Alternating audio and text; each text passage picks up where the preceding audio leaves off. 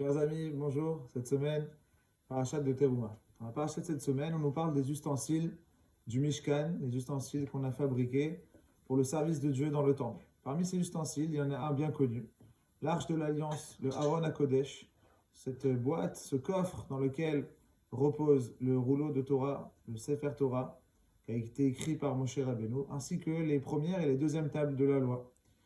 Pour transporter ce Aaron, cette arche, on a prévu des anneaux sur les côtés dans lesquels on fait passer des barres qu'on va pouvoir ensuite soulever pour pouvoir déplacer le Aaron quand la nécessité se fait.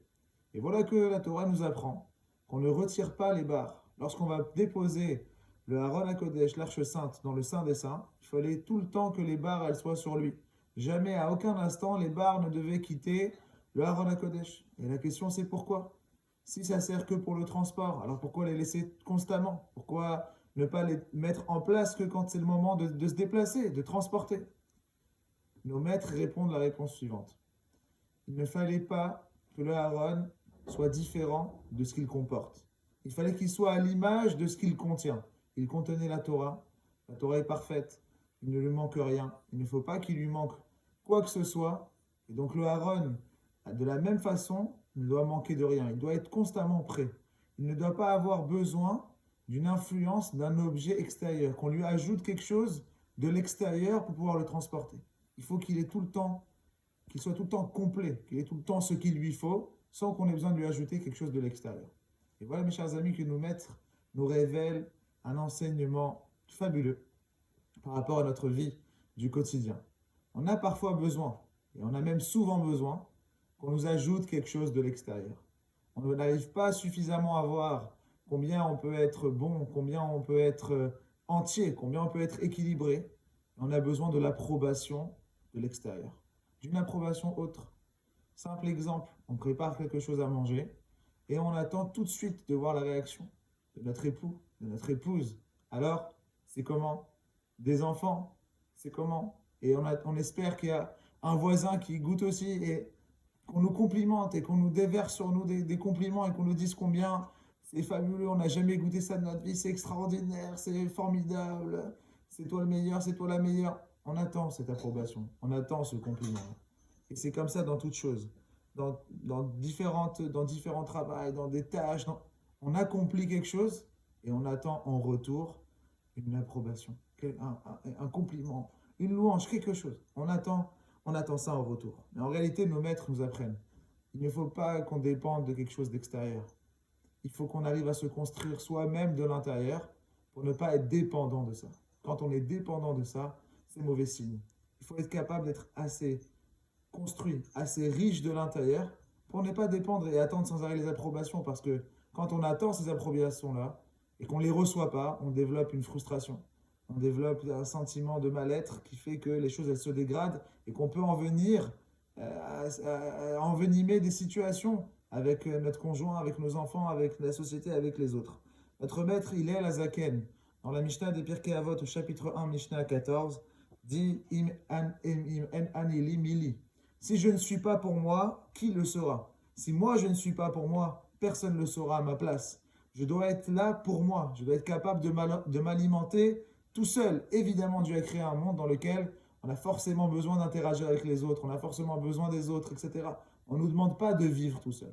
On nous demande de nous construire de l'intérieur, d'avoir suffisamment de richesse à l'intérieur, d'être suffisamment équilibré pour ne pas être dépendant constamment des remarques. Est-ce qu'on m'a vu? Comment on va me voir? Est-ce qu'on va me liker? Est-ce qu'on va m'aimer? Est-ce qu'on va m'adorer? Est-ce qu'on va me faire des remarques? Est-ce qu'on va me dire des bonnes choses en retour?